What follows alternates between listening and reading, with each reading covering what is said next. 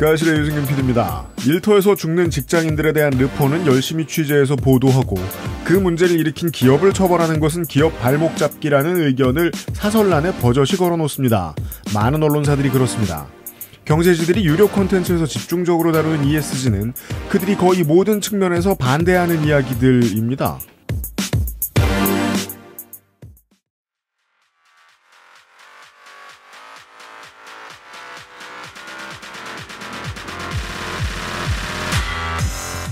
북유럽 연구소 팟캐스트 에디션.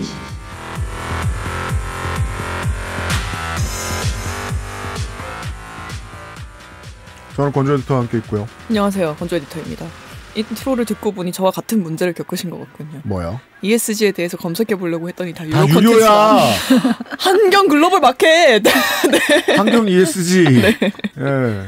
제가 전에 혹평한 바 마찬가지로 고등학생들한테는 독버섯을 뿌려놓고 네. 진짜 읽을 만한 건 유료로 두냐? 전 독버섯 먹고 컸어요.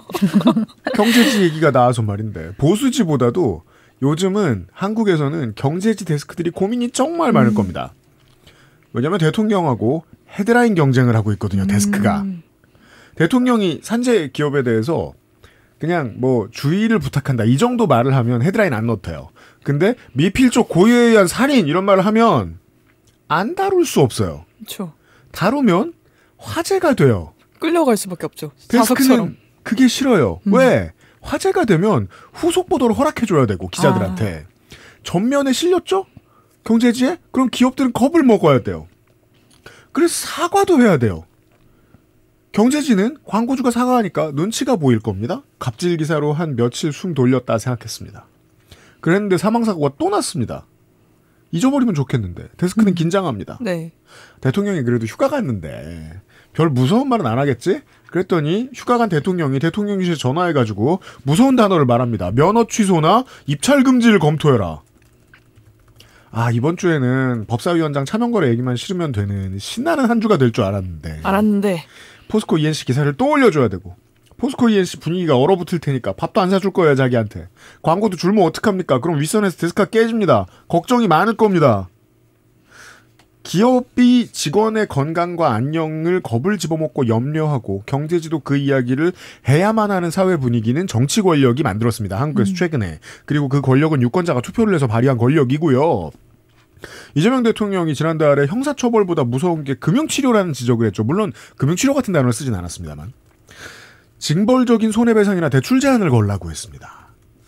돈 버느라 사람 죽인 기업을 돈으로 벌주라는 말씀 되겠습니다. 생각해보면 이상한 말 아닙니다. 법인격인데 법인격한테 곤장을 칩니까? 뭐 감옥에 넣겠습니까? 좀 뭐 실제하지 않으니까요. 법인격에 맞는 대우는 경제적인 가능성을 빼앗는 것입니다. 재정적 견제죠. 네.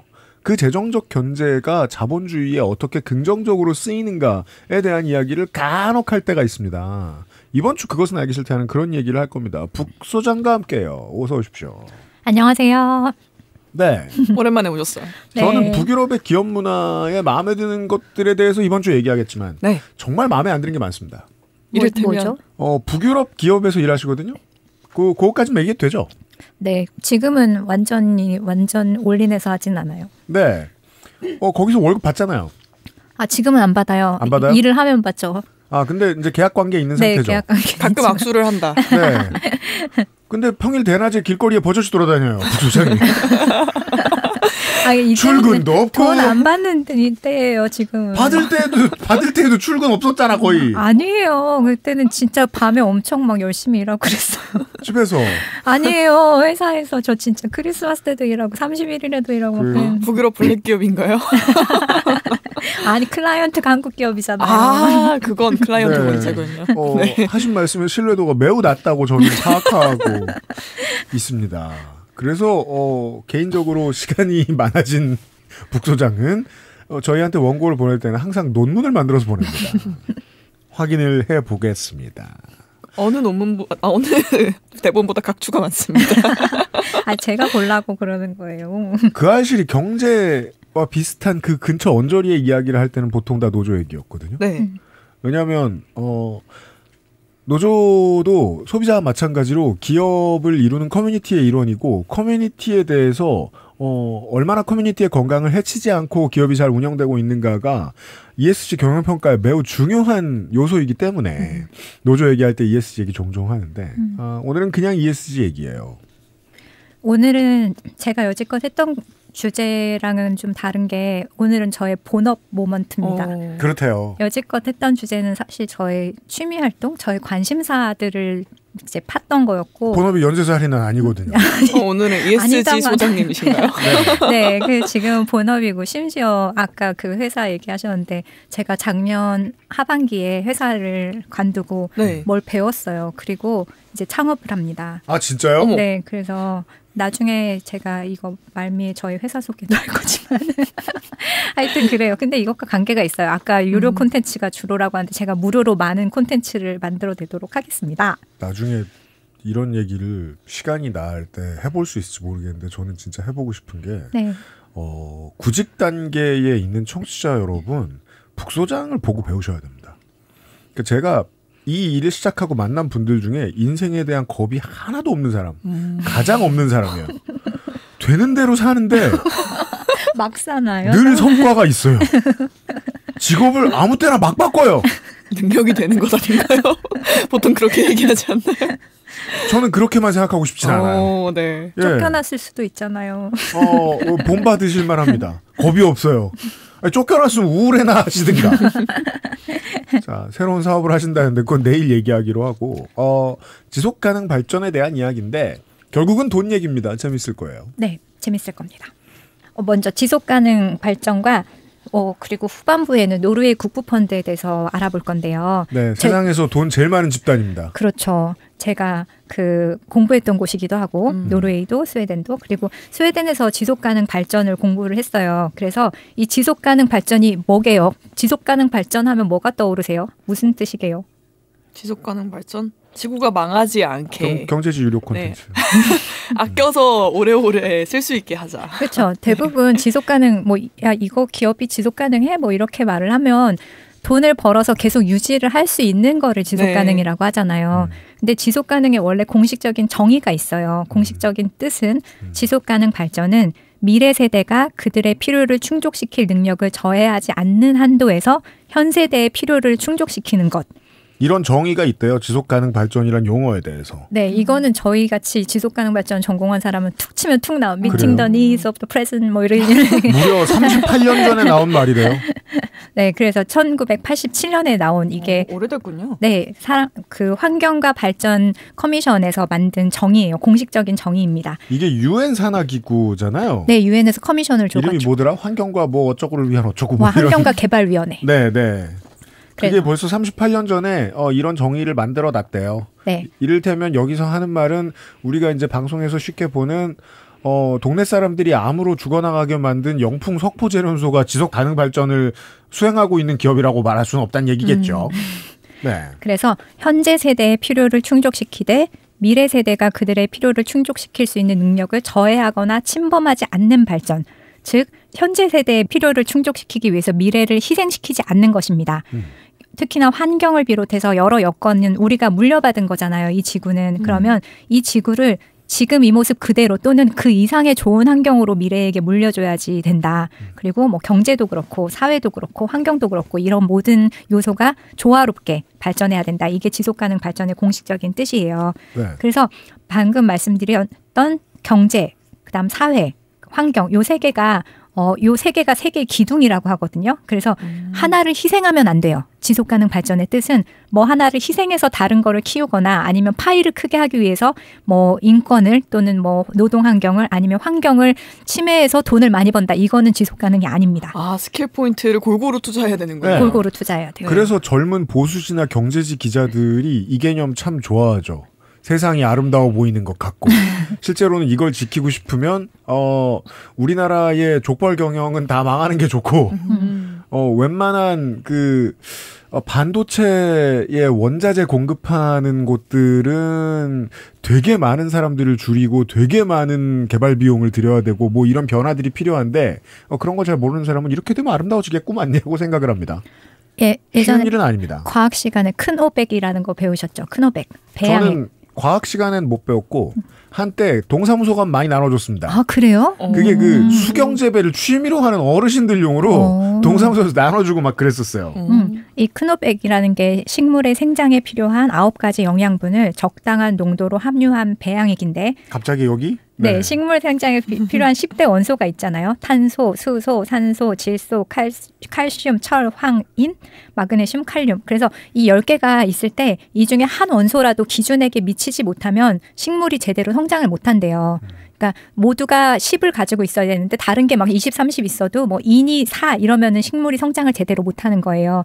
지속 가능 발전이 그렇습니다. 뭐 하나가 돈이 엄청 많거나 뭐 사회가 이렇게 되더라도 환경이 원래 기준에 미치지 않도록 여기를 침해하면 이거는 지속 가능이라고 보지 않아요. 그래서 지속 가능 발전도 요것처럼 모든 게 서로를 침해하지 않는 한도에서 요 위로 올라가는 건 괜찮지만 하나를 희생시켜서 다른 하나를 올리는 거는 지속 가능 발전이라고 보지 않아요. 그 세 개를 다 충족해야지 미래 세대가 이어서 쓸 수 있는 조건이 된다는 거죠. 그렇죠. 그 미래 세대를 망가뜨리지 않는 선에서 현 세대의 필요를 충족시키지 못했기 때문에 화가 나서 네. 전 세계 청년들이 극우화되고 있잖아요.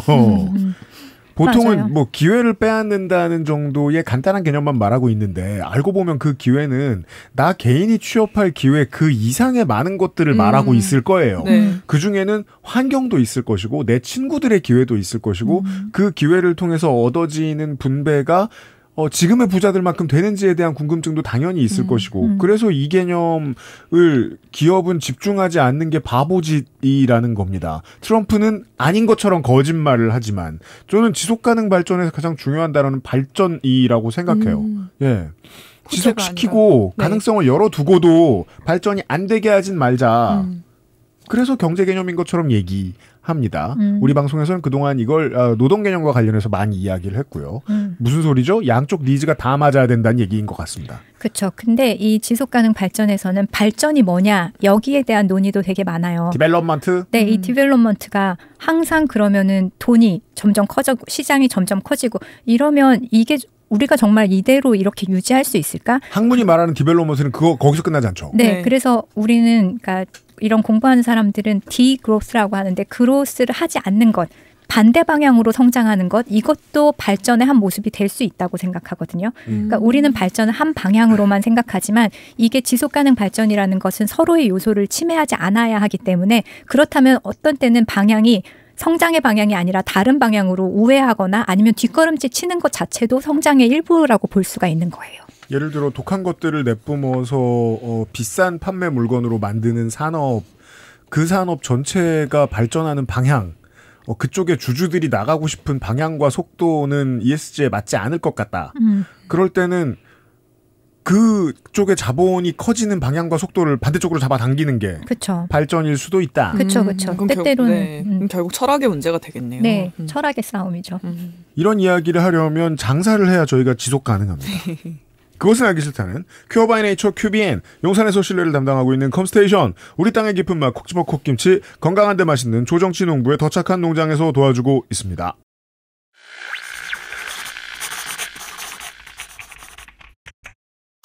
게임의 나이가 어디 있습니까? 사양이 문제일 따름이지요. 컴스테이션에 문의하십시오. 주식회사 컴스테이션. 세월이 흐르고 사람들의 입맛이 바뀌어도 여전히 그대로인 것이 있다. 무더운 여름날 엄마가 건네준 옥수수의 기억. 고소하고 달콤한 자연 그대로의 맛. 그 안에 담긴 건강함까지 이제 함께 즐겨요. 진짜 자연이 있는 간식 조정치 찰옥수수. 콕 집어 콕. 믿어도 되는 김치를 찾을 땐 콕 집어 콕. 햇서 빙진 김치. 재료부터 공정, 유통까지 안심. 직접 구매한 재료로 만드니까요. 그러니까 김치가 생각날 땐 콕 집어 콕. 건강기능식품 광고입니다. 사르르 녹는다. 달콤하게 짜릿하다. 이거 무슨 디저트지? 디저트가 아니고 유산균. 매일 챙겨 먹어야 하는, 하지만 자주 잊게 되는 유산균. 사르락토라면 맛있어서 잊을 수가 없다. 눈꽃처럼 사르르. 프리미엄 유산균 큐비엔 사르락터. 제조원 비포단, 유통판매원, 주식회사 헬릭스미스. 큐비엔. 오랜만에 큐비엔 광고입니다. 그렇습니다. 이런 얘기는 기쁘게 해야 합니다. 엔터프라이즈의 측면에서. 네. 재계약해 주셔서 고맙습니다. 감사합니다. 네. 정말 감사해요. 내년까지 함께합니다. 큐비엔과. 8월을 맞이해서 시원한 혜택을 준비해 주셨습니다. 첫 번째, 사르락토 액세스몰 단독 행사 2+2 행사를 합니다. 입으론 고맙다고 해놓고 목 졸라서 죄송합니다. 정말 고마워요. 네, 2+2를 뜯어냈습니다. 한 박스에 3만 원 가까이 하던 콧대 높던 사르락토가 한 박스 15,000원이 안 되는 가격으로 구매 가능해집니다. 집에 맨날 유산균을 쟁여놓고 있으신 분들이 있다면 가격 차이가 어느 정도인지 체감하실 수 있습니다. 네, 그리고 두 번째, 면역 밸런스 N과 관절 건강엔 MSM 최대 55% 할인, 그리고 동일 상품 2개 이상 구매 시 사르락토 한 박스 4개 이상 구매 시 사르락토 2박스를 드립니다. 네. 그리고 폭염에 도망다니는 면역력도 잡고 장 건강, 관절 건강도 지키기에 큐비엔만한 것이 없지요. 그렇습니다. 액세스몰의 오랜 스테디셀러입니다. 여름에 건강을 챙기셔야 합니다. 지금 만나보세요. 큐비엔 다시 한번 감사합니다. 액세스몰에서 행사하고 있고요. 그리고 간단한 공지, 액세스몰이 뭔가요? 저는 유튜브에서 XSFM을 처음 알았는데 그런 특이한 분들이 요즘 생겨나고 있죠. 네, 액세스몰이 뭐고 어디로 가야 되나요? 하셨던 많은 분들께 알려드리겠습니다. 저희 딴의 액세스몰엔 아주 큰 변화가 있었습니다. 네. 이제 네이버, 구글, 카카오 아이디를 통해서 간편하게 액세스몰에 로그인할 수 있도록 시스템에 드디어 변화를 주었습니다. 아예 새로 가입하시려는 분들도 이렇게 가입하시는 게 훨씬 쉽도록 바꿔놨습니다. 너무 기쁩니다. 저는 이제 어디에 들어가서 아이디 비밀번호를 만드는 게 익숙하지 않은 사람이거든요. 그죠? 무조건 카카오 로그인, 네이버 로그인. 저도 그렇죠? 이미 그렇게 돼가요. 네, 액세스몰도 그렇게 됐습니다. 큰 회사들은 쉽지만 저희는 시간이 좀 걸렸다는 점 양해 부탁드리고요. 죄송합니다. 그래도 다른 많은 중소기업들처럼 가입 정보를 추가로 길게 넣는 불편함도 없애고 최선을 다했습니다. 예를 들어 카카오로 로그인하고 눌렀더니 처음부터 다 가입하게 만들잖아요. 그런 데 있죠. 저희는 그건 안 합니다. 생각보다 훨씬 간편하다는 걸 확인하실 수 있습니다. 애썼습니다. 유면상 PD님의 업무 중에 가장 괴로운 것이 바로 비밀번호 잃어버리신 분들 로그인 도와드리는 거였는데요. 이거 전화 오면 한참 걸리고 업무가 중단됩니다. 이제부터는 큰 고민 없이 포털이나 메일 아이디로 들어오시면 되겠습니다. 제가 이미 액세스몰 아이디가 있을 거 아닙니까? 거기 쇼핑을 하고 3가지 모드로 새로 가입해봤는데 네. 인적 사항이 중복된다고 튕겨나가는 일은 없었습니다. 아이디를 여러 개 가지실 수도 있습니다. 네, 내가 어디로 가입했었지 싶어가지고 아무 데나 눌러도 된다는 얘기죠. 아무 데나 누르십시오. 네. 액세스몰은 그냥 여러 가지 아이디로 막 로그인하셔도 되도록 편하게 설계해뒀다는 얘기고요. 그렇습니다. 한동안 액세스몰을 이용하지 않으셨던 분들 또는 처음으로 이용하시려는 분들께 이 소식을 전해드립니다. 액세스몰.kr입니다. 감사합니다. 감사합니다.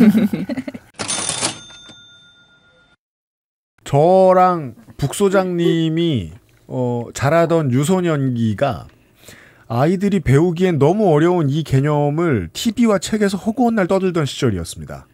인구가 늘어나면 다 굶어 죽는다. 네. 그때가 바로 18세기입니다.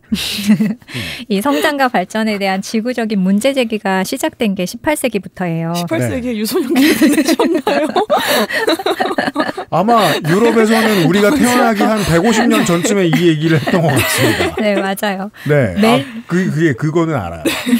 진짜로 그런 분들이 계셨습니다. 일시적으로 고용된 것 같았는데 네. 관청에서 집집마다 돌아다니면서 애를 또 가질 계획이 없는지 물어보고 엄포를 놓고 다니는 분들이 계셨습니다. 정말요? 그거 모르세요? 네. 네. 도시괴담 같아요. 이 집은 애가 몇이에요?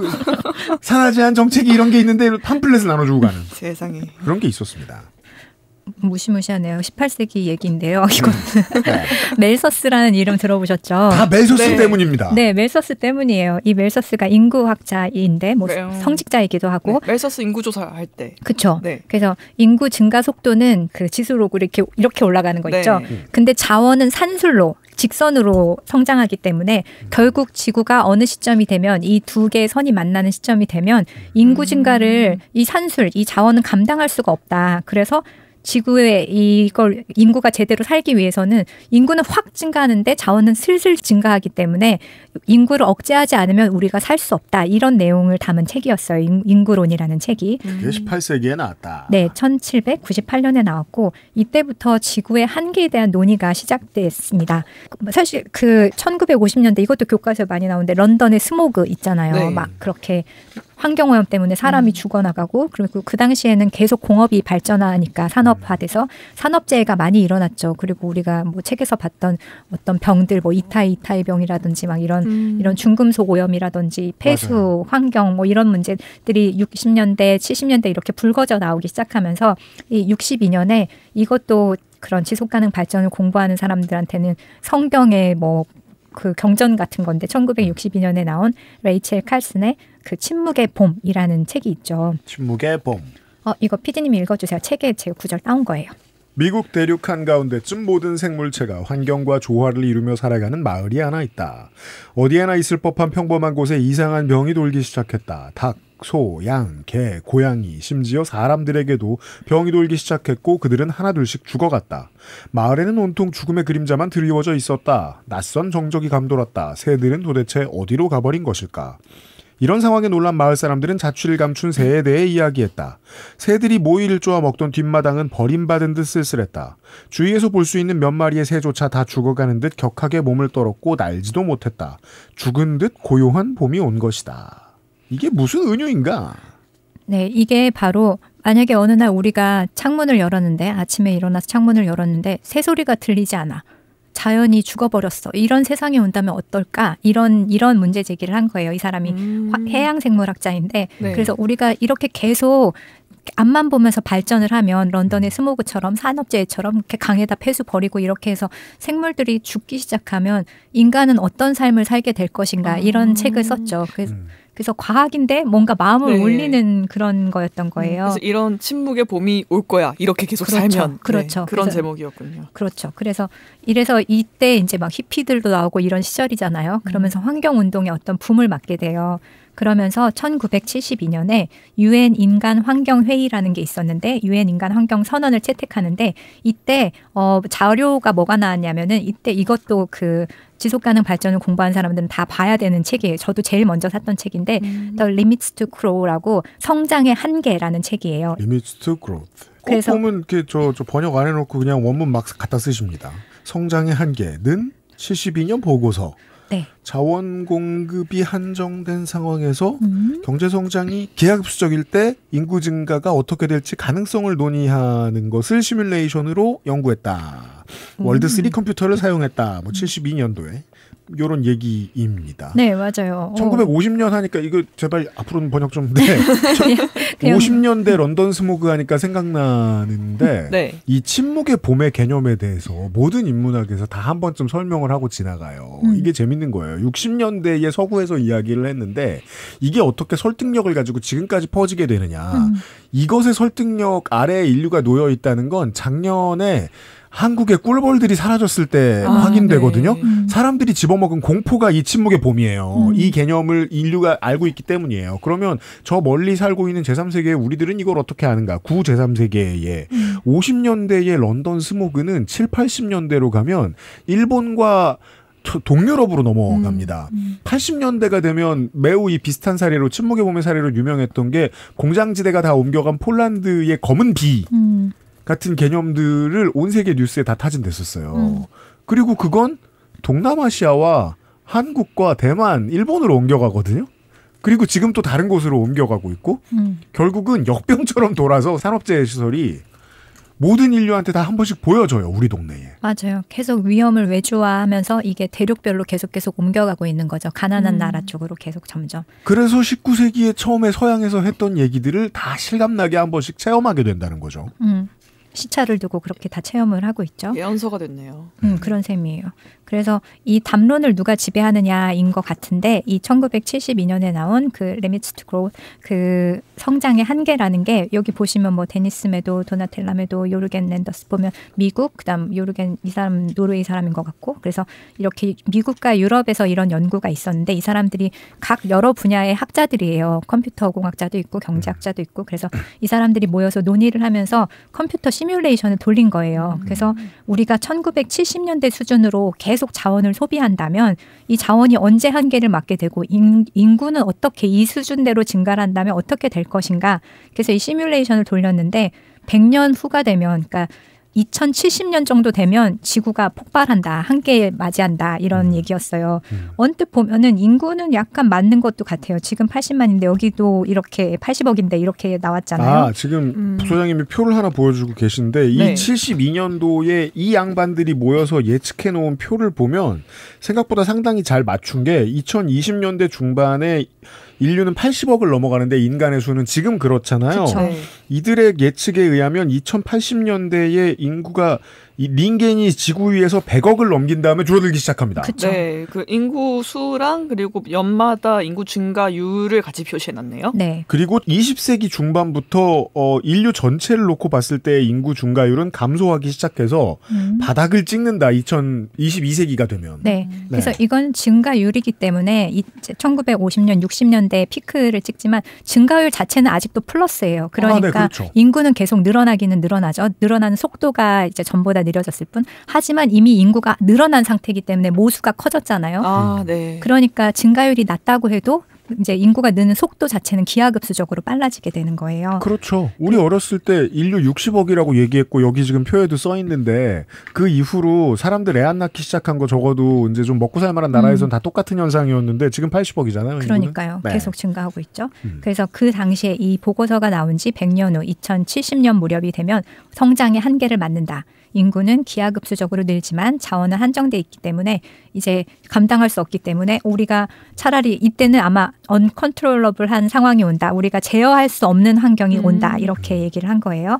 근데 어떻게 보면은 이게 인구도 늘었죠. 산업화는 좀 급감됐죠. 그리고 여기서 간과했던 건 기술 혁신의 부분이에요. 그래서 자원은 한계가 있지만 기술 혁신으로 인해서 이 자원도 어떻게 보면 한 산술로 늘지 않고 이것에서 최대치를 뽑아내는 것처럼 지수로 성장을 했기 때문에 이때보다는 그렇죠. 자원도 많이 늘었죠. 그래서 인구는 자원의 부족 때문이 아니라 뭐 여러 가지 사회 문화적 현상 때문에도 성장이 둔화되고 있는데 근데 이제 환경 오염에 따른 거는 이 예측보다 빨리 도달을 했어요. 네. 그래서 여기 보시면 자원은 언제 고갈되고 그다음 인류가 뭐 소비할 수 있는 음식 그다음에 산업의 결과물이 이게 생산성을 말하는 거예요. 네. 그리고 폴루션 이게 그 환경오염일 텐데 이 환경오염은 우리가 생각했던 것보다 좀 더 빨리 이렇게 왔어요. 그리고 우리가 제어하지 못하는 상황이 된 거예요. 그래서 이게 1972년이었고 이때부터 이런 논의가 계속되면서 1987년에 UN 환경과 개발위원회에서 펴낸 우리 공동의 미래, Our Common Future라는 것 여기에서 아까 말씀드렸던 지속가능 발전 우리가 이대로는 살 수 없다. 이렇게 돼서 100년 후에 2070년에 진짜 세상이 멸망하거나 우리가 통제할 수 없는 상황이면 어떡하냐. 그러니까 우리 지속가능하게 발전을 하자. 그래서 이 개념을 처음으로 공식적으로 정의를 했습니다. 그래서 이 우리 공동의 미래, Our Common Future UN 환경과 개발위원회 보고서인데 이것이 공식 명칭이지만 대부분은 이걸 브룬틀란트 보고서라고 불러요. 브룬틀란트 보고서. 네, 브룬틀란트 보고서인데 이게 이 커미션의 위원장이 브룬틀란트였는데 이 사람이 브룬틀란트 위원회. 노르웨이의 전 총리입니다. 여자 총리. 재밌는 얘기가 있죠. 뭡니까? 제가 노르웨이에서 잠깐 공부를 했잖아요. 네. 그래서 근데 노르웨이 아는 사람 거의 없어요. 어릴 때였고 국제학교였기 때문에 그랬는데 북유럽에서 이렇게 공부를 하거나 이런 사람이 거의 없다 보니까 사람들이 북유럽과 관련된 건 그냥 저한테 막 토스를 한단 말이죠. 네, 저를 포함한. 몸이 나세요? 뭐 이런 뭐 거. 그런 식이에요. 근데 이제 전에 다니던 회사 언론사에서 무슨 포럼을 한다면서 이 브룬틀란트를 부르고 싶다는 거예요. 네. 키노트로 그 기조연사로. 그러면서 저한테 북극여우 씨, 네. 북극여우 씨 그 브룬틀란트 여사 알아? 연락할 수 있어요? 연결할 수 있어요? 이러는 거예요. 제가 어떻게 알아요? 그러고서는 한번 찾아나 볼까? 이런 생각에 제가 아는 정말 몇 안 되는 노르웨이 사람이 있는데 네. 이제 그 중에 뭐 마리안이라고 그 한국에 주재했었던 노르웨이 상무관이 있어요. 옛날에 제가 책을 쓸 때 같이 뭐 차도 마시고 좀 알고 지냈어서 이제 마리안한테 연락을 했죠. 네. 아, 우리 무슨 이런 포럼을 하는데 브룬틀란트 부르고 싶은데 혹시 연결할 수 있는 방법 알아? 그러니까 옆집 살아. 아, 이게 돼요? 그러니까요. 이게 그래서 뭐 결론이 이래.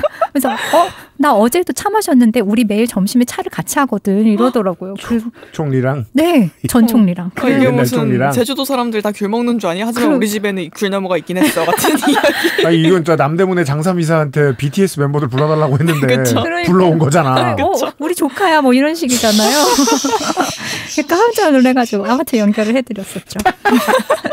그래서 어깨가 으쓱으쓱했답니다. 브론트란트예요. 네. 그래서 구로 할렘 브론트란트입니다. 이 사람이 1986년에 이 세계 커미션에서 지속가능 발전에 대한 거를 했고 그다음에 그 이후에도 굉장히 열심히 활동을 했어요. 근데 여기에서 가장 핵심인 건 아까 말씀드렸듯이 지속가능 발전의 정의. 이것은 미래 세대가 그들의 필요를 충족시킬 능력을 저해하지 않으면서 현 세대의 필요를 충족시키는 것. 이 정의. 이것이 가장 중요하고 이제 이 정의가 이제 모든 뭐 나라의 정책이라든지 아니면 회사를 운영한다든지 이런 데 이렇게 침투하게끔 시작한 이런 계기가 된 거죠. 지금 막 상상해 볼 수 있어요. 미래 세대가 그들의 필요를 충족시킬 능력을 저해하지 않을 상황이라는 건 뭘까? 저해된 상황은 뭘까? 말이 어려워서 그렇지 우리들 인생에 다 펼쳐져 있거든요. 우리 부모님이 첫 집을 구할 때 1,000만 원을 쓰셨나 그랬어요.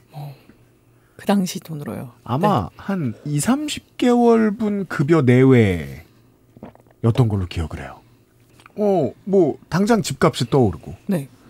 혹은 천연자원의 고갈을 생각할 수도 있고 혹은 천연자원을 이용해서 만들어내는 어떤 산업이 생산하는 공해를 생각할 수도 있고 그런 것들은 어느 시점이 되면 더 이상 비슷한 산업을 영위하지 못하도록 그 산업이 배출해내던 부를 충분히 배출해낼 만한 다른 옵션을 조차도 생각해낼 수 없도록 그렇게 발전할 테니까. 네. 그냥 우리 삶 주변의 얘기입니다. 네. 그래서 이 지속가능 발전의 정의가 이 챕터에 나온 그대로를 가지고 왔어요. 읽으면 인류는 시키는 거예요? 인류는 현재 세대의 필요를 충족하는 한도 내에서 그 미래 세대의 가능성을 침해하지 않으며 발전할 수 있는 능력이 있다. 이 컨셉트는 개념은 지속가능 발전이라는 것이 분명히 어떤 한계를 내포하고 있다. 한계를 내포하고 있다. 네. 하지만 이게 완벽하게 완전 절대적인 한계라는 것은 아니고 왜냐하면 현재의 기술 그리고 사회 조직 그다음에 환경 자원을 조직하는 어떤 사회적인 구조라던가 이런 것 때문에 한계가 있다는 것이고 그리고 가장 중요한 게 네. 이제 마지막이죠.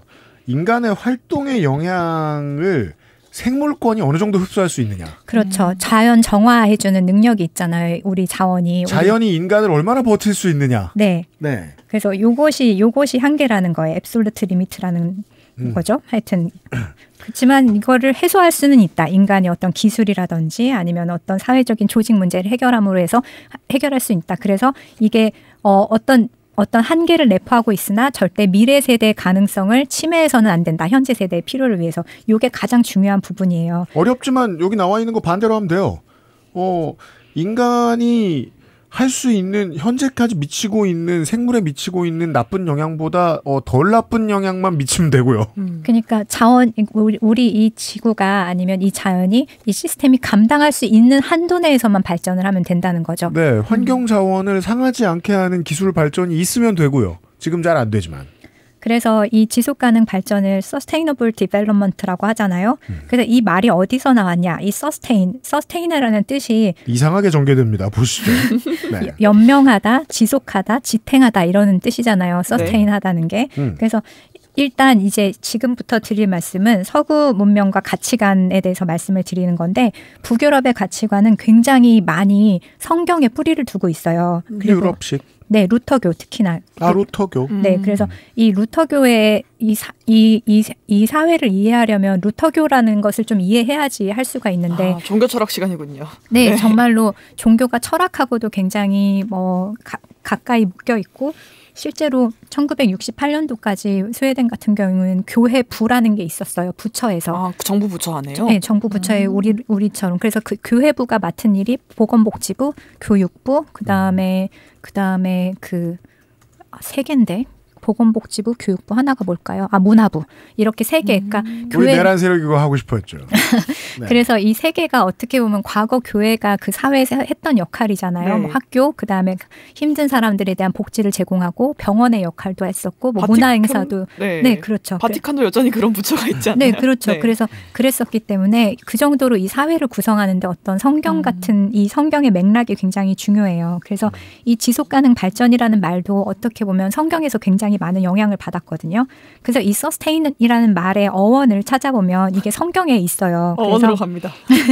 그래서 이제 성경에 골로새서 1장 17절에 이건 제가 배운 내용이에요. 학교 다닐 때 우리 철학 선생님이 윤리 철학 선생님인데 이 사람이 사제이기도 했어요. 그래서 그 선생님한테 그러니까 이 지속가능 발전의 역사와 철학에 대해서 배우거든요. 그래서 그 코스 중에 하나에서 나왔던 걸 가지고 온 거예요. 아니 우리나라 저 기독교 계열 학교 대학교 학생들은 그냥 채플 시간에 졸다 나오는데 거기서 그 시간에 지속가능 발전 배우고 있었다고요? 그걸 사제가 가르쳤다고요? 네. 그죠. 루터교는 스웨덴 국교회잖아요. 그쵸. 스웨덴에서는. 그렇죠. 아. 그래서 바티칸처럼 월급도 있습니다. 세금으로 받죠. 연관성이 있습니다. 네. 아무튼 그래서 골로새서 1장 17절에 보면 또한 그가 만물보다 먼저 계시고 만물이 그 안에 함께 섰느니라. 그분은 모든 것보다 먼저 계시고 모든 것은 그분 안에서 함께 존재합니다. 그 안에 함께 섰느니라 이 말 자체가 서스테인이에요. 그래서 네. 그래서 영어로 보면은 이제 all things hold together, hold together라는 말이 서스테인으로 번역이 되는데 현대로 오면 그리고 그 다음으로 가시면 요걸 헬라어로 가잖아요. 그럼 헬라어는 저도 읽을 수 없어요. 저기 헬라어로 쓰여 있는 그래서 오타가 있을 수 있습니다. 예쁜 네. 글자들이군요. 네, 도무지 읽을 수가 없는데 이 hold together라는 말의 헬라어의 마지막 부분을 보시면 요것이 수네스테켄이라는 단어예요. 네. 뭐? 읽었어? 케 아프토스 에스틴 프로판톤 케타 판타 엔 아프토 수네스케텐. 네. 수네스테켄. 오, 좋아. 챗GPT. 아, 진짜요? 내 등 뒤에 뭔가 문이 열릴 것 같죠? 예, 수네스테켄이라는 말이 있는데 이게 수네스티미의 현재 완료형이거든요. 근데 이 수네스티미가 시스템의 어원이에요. 그러니까 어떤 조직을 하는 것, 조직 시스템 같은 거. 그래서 이것이 의미하는 바는 함께 서 있는 것, 존재하는 것, 구성하는 것, 결합하는 것. 이것이 서스테인의 이제 어원 비슷하게 된 거죠. 어원이라고 하긴 어렵고 이건 헬라어니까 왜냐하면 이건 또 다시 라틴어로 넘어가거든요. 그리고 두 번째로 나오는 서스테인이라는 단어가 히브리서 1장 3절에 그의 능력의 말씀으로 만물을 붙드시며 그래서 이것도 헬라어인데 헬라어의 이 단어 자체는 페론이라는 단어예요. 제일 앞에 나오는 단어인데 그래서 이것은 운반하다, 들다, 지니다, 유지하다. 그래서 이게 영어로 오면 베어가 됩니다. 뭐 참을 수 있겠어? 베어 그죠. 네. 이렇게 붙들다 뭐 이런 거죠. 홀드하는 거. 감당하다. 네. 그래서 이게 지속적인 행위를 나타내는데 그래서 첫 번째 거는 그 프레젠트 퍼펙트잖아요. 그러니까 과거에서 이렇게 만들어서 지금까지 이렇게 하고 있는 거. 그리고 이거는 현재형이에요. 그래서 계속 유지하고 있는 거. 그래서 여기서 나오는 만물을 붙든다. 우주를 지탱한다. 이렇게 나오거든요. 영어로 보면은 He upholds the universe by the word of his power. 그래서 그의 말씀의 힘으로 유니버스를 uphold하고 있다. 유니버스를 지탱하고 있다. 이렇게 나와요. 네. 그래서 이 만물을 붙든다. 우주를 지탱한다. 이게 지탱한다는 게 뭐가 떨어지거나 무너지지 않게 지탱하는 어떤 힘, 에너지 이런 거잖아요. 그래서 이 페론이 우주의 움직임, 현실을 계속 지탱하게 해주는 어떤 활동, 어떤 힘 이런 걸 말하는 거예요. 그래서 요 두 단어를 라틴어로 번역을 하면 서스테인이 됩니다. 주의 존재 가치, 인간이 보았을 때. 네, 그래서 신이 하는 일이 떠받치는 것, 지탱하는 이 지구가, 이 유니버스가, 우주가 무너지지 않도록 이걸 유지하고 지탱하고 어떤 질서에 따라서 이렇게 유지하는 어떤 힘이라는 거예요. 그래서 이게 이제 서스테인인데, 그래서 서스테인이라는 말이 라틴어는 이제 아래에서 이렇게 붙들고 있는 거래요. 힘을 줘서 무너지지 않게 붙들고 있는 거. 아틀라스처럼. 그렇죠.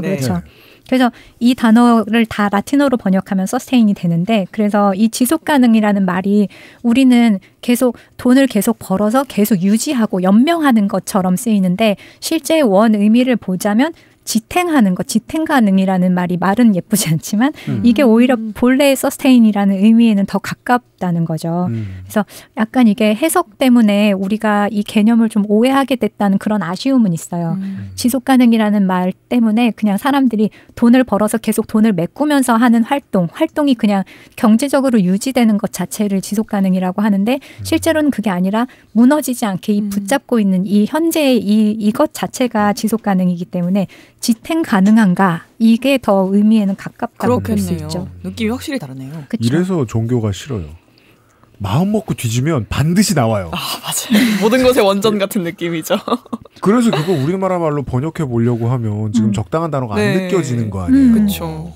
아니, 저 알파벳 언어에는 그럭저럭 살아가면서 내 주변과 나를 건사하고 버티다라는 느낌의 단어들이 정말 많은데 우리말은 그런 거 별로 없거든요. 그 지속가능 발전이라고 얘기해 놓으니까 모든 게 현대판으로만 느껴지잖아요. 그렇죠. 그래서 이 지구가 지탱할 수 있는 만큼만 개발하자, 발전하자, 소비하자 이걸 이렇게 말해야지 원래 원뜻에 가까운 건데 만약에 지속 가능하다 이렇게 말하면 지속은 연명해도 지속은 가능한 거잖아요. 그래서 저는 지금 이 지구는 연명하고 있지 지탱 가능한 거라고 생각하진 않거든요. 둘은 다르죠. 네, 어느 수준이 되면 지금 이제 1.5도가 넘어가서 기후가 폭발적으로 변하게 돼서 어느 순간 무너질 수도 있겠다는 생각도 들어요. 근데 이거는 지속 가능한 거 실수는 있지만 지탱 가능한 건 아니었기 때문에 지금 남부지역에 호우 보고 있으면 그런 생각이 절로 들죠. 지금 복구 2주 동안 계속 하고 있었는데 다시 물이 들어차고. 그렇죠. 네. 또 특히나 유럽 같은 데 보면 지금 막 자연 산불 발화도 너무 많고 그다음에 이상기후도 너무 많고 북유럽 같은 데는 산에 얼음이 녹아서 가장 높은 산의 이름이 바뀌고 있고 이러니까 이 시스템이 지금 정말 지탱 가능하지 않은 것 같은데 지속은 가능할 수도 있는 거죠.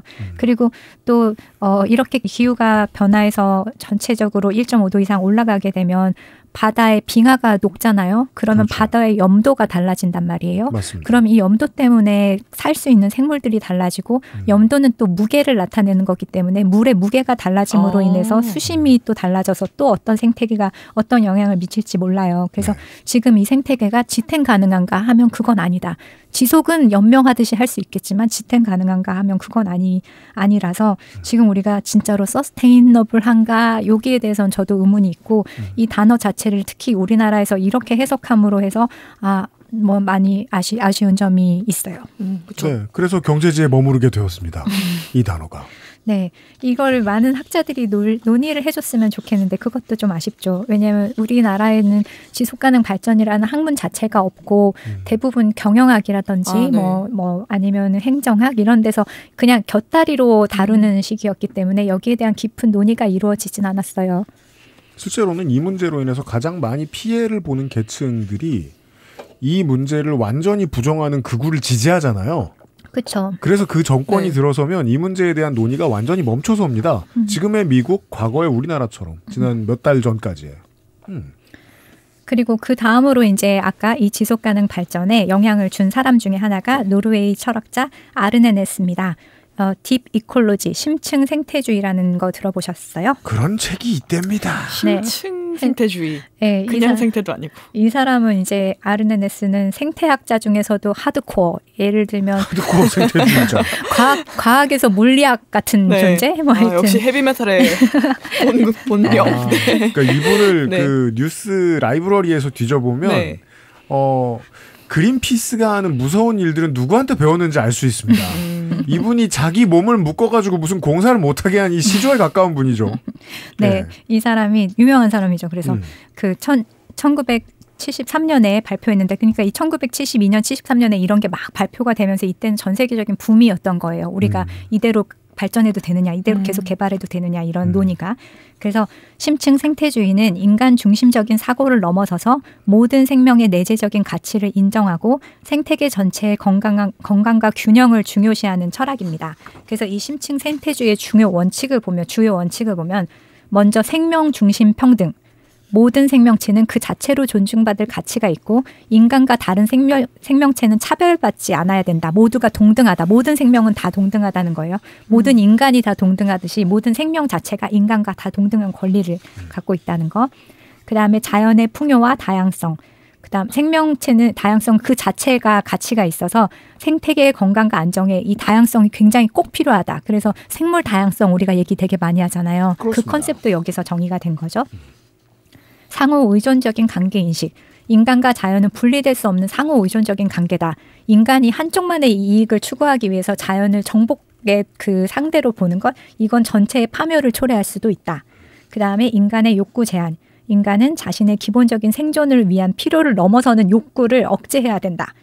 자연의 풍요로움과 다양성을 보존하기 위해서. 그래서 아까도 그 정의에 보면은 meet the needs of the present잖아요. 그러니까 네. 이게 욕구, 디자이어가 아니에요. 니즈. 네, 니즈. 필요한 기본적 만큼만. 필요. 네, 네. 네. 그래서 욕구를 억제하고 그다음 10개들이 사지 마라. 네, 필요한 만큼만 네. 써라. 자연도 필요한 만큼만 개발하지 그 이상으로 개발하지 말으라는 거죠. 그리고 탈성장 및 지속 가능한 삶 추구. 경제 성장과 물질적인 풍요를 최우선으로 하는 사회에서 벗어나서 자연과 조화롭게 공존할 수 있는 지속 가능한 삶의 방식을 추구하자. 그다음에 인간 중심적인 사고 탈피. 인간이 자연의 중심이라는 인간 중심적 사고 방식을 버리고 인간을 자연의 일부로 인식하는 생태 중심적인 사고 방식을 가져야 합니다. 이런 게 이제 이 사람의 주요 원칙이에요. 그래서 이걸 조금 더 이제 쉽게 하면 이 사람은 그리고 이렇게 환경 문제를 해결하기 위해서 기술적으로 접근하고 우리가 이런 기술을 이용하면 이렇게 할 수 있어. 이런 게 아니라 인간의 삶의 방식과 가치관을 바꾸지 않으면 우리는 변화가 없다. 이런 주장을 했었고요. 그래서 이 아르네네스의 사상이 1987년 아까 말했던 유엔 세계 환경개발위원회가 발표한 우리 공동의 미래 브룬틀란트 보고서의 지속가능 정의에 큰 영향을 줬습니다. 둘 다 노르웨이 사람이기도 하고. 그리고 제가 재밌게 봤던 건 이 딥 이콜로지의 재미있는 개념이 하나 나오는데 아까 그 저한테 가르쳐준 선생님도 노르웨이 사람이었어요. 아까 네. 그 성경을 가르쳐준 네네. 사제분. 네. 그 재미있는 개념이 나오는데 대자아라는 게 있어요. 대자. 네. 그 위에는 그래도 약간 뭐 동물 해방 뭐 이런 얘기할 때 들어본 얘기인데 대자는 처음 들어보네요. 대자아는 네. 빅셀프예요. 빅셀프 영어로. 그래서 인간은 그저 한 개인 스몰 셀프에서 벗어나서 자연의 일부로서인 더 큰 자아, 대자아 또는 생태자아를 지향해야 된다는 거예요. 그래서 인간이 나 혼자가 개인의 분자로 존재하면 그냥 작은 존재지만 나를 자연의 일부로 인식하면 나도 자연의 일부가 되니까 자아가 커지는 거잖아요. 저도 최근에 그런 생각했어요. 그 대통령실 대변인실에서 TV조선 기자가 맨날 이상한 질문하거든요. SPC 공장에 야근이 문제가 아니냐라고 대통령이 얘기했더니 TV조선 기자가 그럼 모든 기업이 주 52시간을 못 해야 되는 거냐고 이렇게 묻는 거예요. 야, 저 사람은 TV조선이라는 어떤 나무의 한 세포 같다는 생각이 드는 거예요. 그러니까요. 지가 감히 졌다는 생각을 했을까? 대자아네요. 그렇죠. 예, 극우 업계의 이콜로지컬 셀프예요. 이거 비욘세가 부른 라이온킹 OST 중에 그런 비슷한 가사가 진짜요? 있어요. 그래요? 네, 라이온킹 그런 내용이잖아요. 네, 우리 둘 다 헛소리하고 있습니다. 그렇습니다. 서클 오브 더 라이프. 네, 이해에 도움이 되셨다면 좋겠습니다. 서클 오브 라이프 옛날에 엘튼 존이 부른 거. 그거랑 비거란 노래 있어요. 찾아보세요. 좋습니다. 네. 그래서 이 팁 이콜로지는 인간 중심의 쉘로우 이콜로지를 벗어나서 인간과 자연의 관계를 갑을 또는 정복자 대 대상 이렇게 보는 게 아니라 동등한 생명이자 권리를 지닌 존재로 재정립을 해야 된다는 겁니다. 그래서 나를 그냥 분절된 그 스몰 셀프 소자가 아니라 자연의 일부인 대자, 내가 자연의 일부가 됨으로써 나 자체가 더 커지는 것, 이거를 생각하면서 살아야 된다는 거죠. 우리는 지속가능 발전에 대해서 이것을 철학 개념으로 보고 원류를 찾는 얘기를 하는 걸 지금 처음 들어봅니다. 네. 네, 우리 방송에서 처음 들어보실 수 있습니다. 아마 우리나라에서도 많이 듣지는 못하셨을 강의일 거예요. 네, 정말 저도 나름 노르웨이 구국펀드와 ESG 다루신다고 해서 찾아봤는데 잘 안 나오더라고요. 네. 그래서 이 아르네네스의 과거 행적에 대한 이런저런 것들을 찾아보면 이 사람, 철학자로서의 이 사람은 그냥 신중하고 중도적인 사람이었더라고요. 말을 세게 하는 사람도 아니고 보도를 할 때도 극단적으로 말하지 말고 다른 사람의 표현도 극단적으로 하지 마라. 이런 걸 가르쳐 놓은 책도 있어요. 이 사람의 책 중에서는. 원래 언어학 같은 걸 좀 하셨나 봐요. 소통을 소재로 한 그런 책도 있었어요. 네, 맞아요. 네. 근데 이 사람이 되게 많은 유럽의 젊은이들에게 채식주의자가 되도록 한 트렌드 세터가 되기도 하거든요. 그러니까 그걸 종합해보면 그런 거예요. 당장의 세상이 우리가 하고 싶은 주장과 대화가 안 되니 그냥 우리 중에 소수라도 실천으로 선언적인 행동을 해보는 것에 지나지 생각해보면 아주 온건한 커뮤니케이션이거든요. 네. 근데 후대는 좀 그걸 세게 물려받았죠. 예. 네, 그래서 노르웨이가 작은 나라긴 하지만 이렇게 딥 이콜로지라든지 아니면 평화학, 분쟁 중재학 이런 데서는 학문으로서는 가장 앞서 있어요. 요한 갈퉁 이런 되게 유명한 사람도 있고. 노르웨이에서 왔다.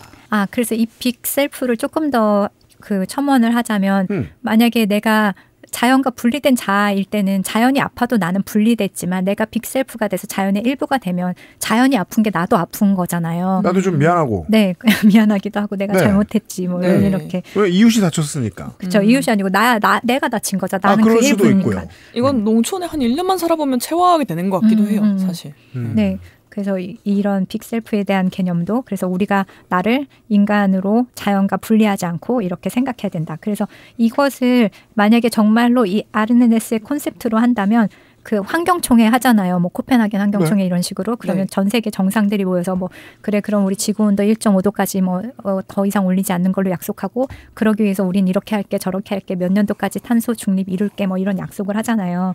근데 이게 각 나라별로 자기네 나라의 주장을 하는 거거든요. 뭐 중국 같은 경우는 1.5도 아니 2도까지는 갑시다. 우리는 지금 산업이 지금 제조업이 탄소를 많이 쓰는 산업이 발전하고 있고 너네는 이미 그거 다 위험에 외주하러 아시아에 아프리카에 보내고 니네는 지금 그런 고부가 같이 안타깝게도 너무 설득력 있는 말이었죠. 서유럽과 북미는 어차피 앞에서 다 해먹었잖아. 그렇죠. 그리고 그래서 우리한테 난리야. 그렇죠. 네. 그게 글로벌 사우스와 노스가 말하는 그런 저스티스의 문제예요. 네, 공정의 문제가 되네요. 네.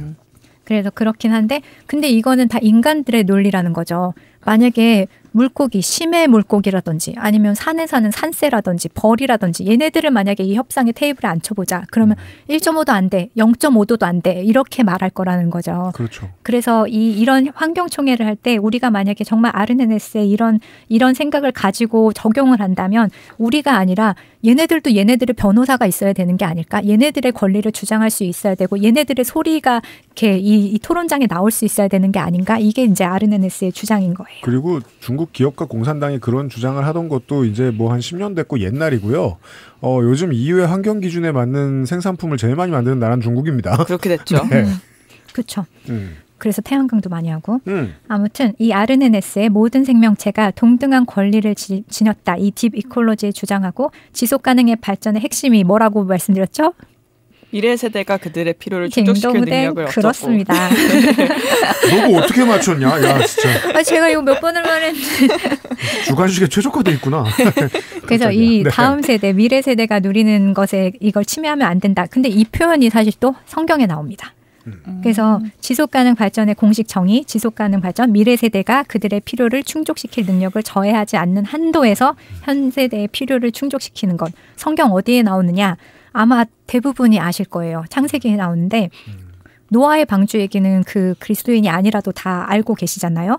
그래서 노아의 방주 그 홍수로 온 세상이 이제 다 물에 잠겼다가 홍수가 끝나고 사람들이 물 밖으로 노아와 그 가족이 나왔을 때 신이 인간하고 약속을 합니다. 내가 다시는 물로 세상을 멸망시키지 않겠다. 이게 창세기 9장에 나오는데요. 창세기는 그래도 많이 들어봤죠. 들어봐요. 창세기 그렇죠, 그렇죠. 그 제네시스. 그래서 9절에 보면 9장 9절에 보면 내가 내 언약을 너희와 너희 후손과 너희와 함께한 모든 생물 곧 너희와 함께한 새와 육축과 땅의 모든 생물에게 세우리니 방주에서 나온 모든 것 곧 땅의 모든 짐승에게니라. 이 말이 뭐냐면요. 하나님이 세상을 멸망시키지 않겠다 이 약속을 했을 때 이 약속의 상대는 인간이 아니에요. 너희와 너희 후손과 너희와 함께한 모든 생물. 방주에 탄 탑승객 전원의 후손. 그렇죠. 네. 그래서 여기에서 똑같은 표현이 나와요. 제너레이션과 제너레이션스 투 컴. 그렇죠. 그래서 이 계약의 상대가 인간만이 아니고 동식물을 아우르는 모든 생물과 미래 세대. 그래서 이 표현이 아까 지속가능 발전의 가장 중요한 미래 세대의 표현이 여기에 기인을 한 것입니다.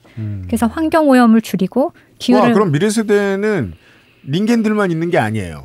그렇죠, 그렇죠. 동물들도죠. 네. 동물들도 미래 세대가 있잖아요. 그래서 여기 보면 약속의 상대가 모든 생물, 너희와 함께했던 새와 육축과 땅의 모든 생물이니까 뭐 벌레, 곤충 이런 거 다 되는 거잖아요. 네. 그래서 생명이 있는 모든 것들과 신은 약속을 한 거예요. 인간만이 그게 아니라 이 똑같은 계약의 상대였다는 거죠. 네. 정말 저 이거 교회 가서 구구교회에서 연락 좀 주시면 강행하고 싶어요. 네. 한국 교회에선 조심하라고 미리 일러드렸습니다. 그래서 환경오염을 줄이고 기후변화를 막는 이유는 그러니까 1장 1절이 예수님이 3인주의자였다기 때문에 시작을 해야 되기 때문에 바로 쫓겨난다. 네. 그리고 기후변화를 막는 이유가 인간의 삶과 발전을 계속하기 위해서가 아니라 인간을 중심으로 볼 것이 아니라 생태계의 모든 구성원을 위한 것이어야 된다는 거죠. 그래서 우리가 환경 더 이상 오염시키면 안 돼. 기후변화 안 돼. 이게 우리가 살기 힘들어서 우리가 발전을 계속해야 되는데 자원이 고갈되면 발전을 못하니까 경제활동 못하니까가 아니라 우리와 함께하는 모든 생명체가 살기 어려워지니까 그런 거라는 거죠. 그 두 가지 중에 어떤 거를 기초로 놓느냐에 따라서 실제 실천할 수 있는 거에 범주가 되게 달라지겠네요. 맞아요. 네. 그래서 이게 철학의 싸움이라는 거예요. 아르네네스의 딥 이콜로지는 인간을 지배자, 그 다음에 정복자, 그리고 자연은 그 대상이나 도구로 보는 인간 중심적 관점을 지구가 마주한 위기의 근본 원인이라고 보고 있습니다. 그래서 신이 미래 세대까지를 포함해서 모든 생명체를 인간과 동등한 계약의 상대로 여긴 것처럼 우리 현 세대가 지구에서 지금 뽑아낼 수 있는 최대치를 개발하는 게 아니라 지구상의 모든 생물, 우리의 후손, 이 후손의 필요, 이걸 배려하면서 조화롭게 살아야 된다는 것이 네스의 주장이자 지속가능 발전의 핵심인 것입니다. 네, 여기까지는 철학 시간이었습니다. 그러니까 그래서 그걸 어떻게라는 질문은 지금 안 받습니다. 그건 뒤부터 받으면 되는 거예요, 그죠? 네. 자, 이게 또 경영학으로 넘어옵니다. 경영학에도 여러 이게 학파가 있잖아요. 그 중에서도 아주 소수 학파인 스톡홀름 학파라 불리는 소수일 것 같네요. 북유럽 학파의 주장이 있어요. 네. 여기 이제 strong sustainability, 강 sustainability, weak sustainability가 나오고 이게 dynamic efficiency, 동적인 효율성이라고 해서 이렇게 넘어오게 돼요. 그래서 이게 뭐냐면 효율성을 우리가 찾잖아요. 옵티말 경제학에서 왜 수요, 공급, 뭐 가격 뭐 이런 거에서 옵티말을 지점. 그렇죠. 최적점. 네. 이 최적점을 뽑을 때 현 시점을 기준으로 뽑는 걸 스테이틱이라고 해요. 정적인 효율성, 정적인. 근데 이 스톡홀름 학파는 동적인 효율성을 추구하거든요. 그건 뭐냐? 여기다가 축을 X, Y에다가 시간의 축을 하나 더 두는 거예요. 시간의 축. 네. 그래서 지금 이 상태에서의 최적점을 뽑는 게 아니라 시간의 축을 뒀을 때 우리가 지금 최적점은 막 자원을 200 쓰고 인간의 노동력을 뭐 몇 쓰고 뭐 이런 거라면 시간의 축을 돈다면 지금 200 쓰면 여기서 재생산이 안 되는데 그러면 다음번에는 자원이 줄어드니까 더 쓸 수 없잖아. 그러면 이걸 배려해서 자원의 그 숫자를 낮추는 거죠. 그렇죠. 그래서 이 시간의 개념을 넣은 게 동적 효율성입니다. 그래서 요렇게까지 계산을 해야지 우리가 미래를 배려하는 개발, 발전을 할 수 있다는 거죠. 옛날 사람들은 뭐랄까요? 판을 크게 볼 호흡의 여유가 있는 사람들은 선조들은 그걸 가르친단 말이에요. 그걸 한국의 후손들이 배운 것도 있어요. 도시 어딜 가나 아직도 저 감나무에는 맨 꼭대기에 건 안 따요. 까치 주는 그것의 거예요? 이름은 까치밥이죠. 그렇죠. 저희 집에 감 두그로 있거든요. 그래요? 안 따죠. 시골에 가면은 탈곡하다가 네. 남는 걸 그대로 두기도 하고 참새 쓰라고. 그쵸. 근데 이제 집에다 두면 참새가 들어오니까 밖에다 두기도 하고. 이런 개념이 옛날 사람들한테는 있었는데 한국에서 그러니까 현대 한국에서는 좀 불가능하잖아요. 예. 그 문제를 비슷하게 인류가 가장 처음에 치열하게 고민했던 건 아무래도 산업화가 충분히 진행된 후였을 것이고 산업혁명 후의 삶에 대한 고민의 답을 북유럽 사람들이 열심히 찾았는데 그중에 몇몇이 그걸 루터교에서 찾다가 떼다가 철학의 기반으로 썼고 예. 그렇죠. 그래서 현 시점의 최적이라도 이게 장래를 이 미래 세대를 고려한다면 장래의 효율성이나 장래의 가능성을 깎아먹는다면 이거는 최적이 아니다. 그러니까 지금 현재 비용 수익 구조를 재조정해야 된다. 이게 이제 동적인 효율성의 개념이에요. 그래서 어떻게 보면 동양은 이 생태계와 인류가 돌아가는 걸 원형으로 본단 말이죠. 그러니까 지금 내가 했던 행동이 다시 업보처럼 돌아와서 결과를 카르마. 그렇죠. 카르마. 네. 그렇지만 서양은 사실 리니어예요. 그냥 선으로 계속 흘러가기 때문에 나의 과거와 마주치지 않는 게 서양 철학의 개념이기는 한데 그 사람들은 원수의 시신이 강물을 따라 떠내려와도 그게 우연이라고 생각하는 거죠. 예. 다 업보인데 그거. 근데 그런 상황에서 이렇게 동적인 거 시간의 축을 계산한다는 거는 조금 뭐 높이 살 수 있을 만하죠. 이해됐습니다. 네, 광고를 듣고 와서 지속적으로 내년에도 맛있을 착한 농장 PPL을 하겠습니다.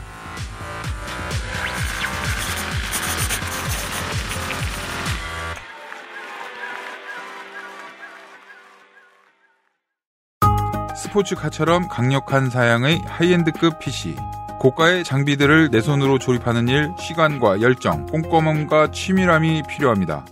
초보라면 부작용으로 몸은 관절염을 얻거나 쿨러는 물이 새게 될 수도 있습니다. 컴스테이션을 고민해 주십시오.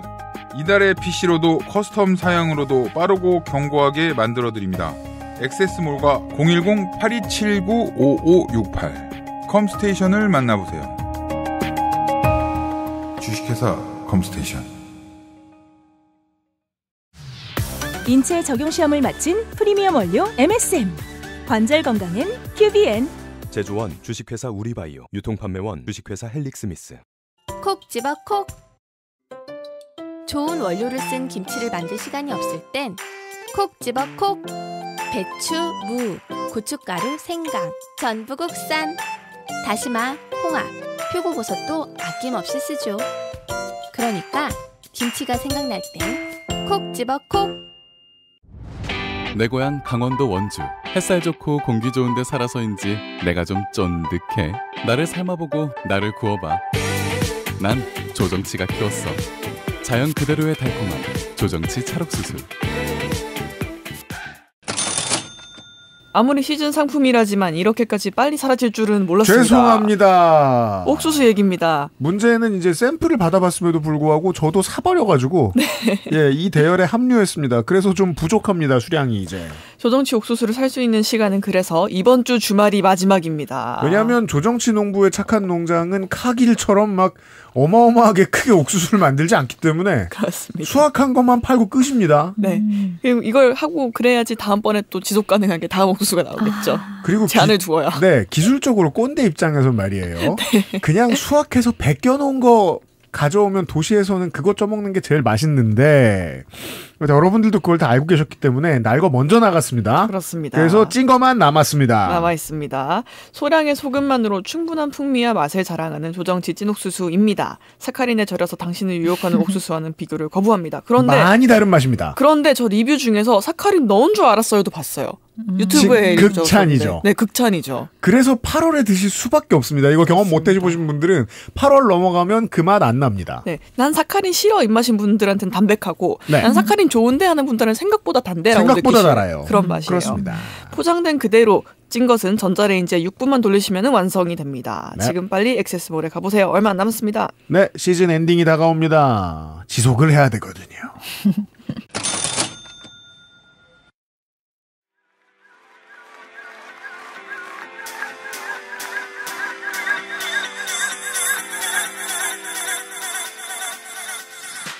자, 북소장과 철학 얘기를 한참 했습니다.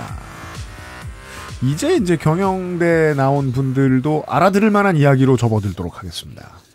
네. 이게 경영학과 수업에서 ESG 겁나 많이 할 거 아니에요. 모르긴 몰라도. 그렇죠. 그 루터교회부터 설명해 줄까? 기억해 주십시오.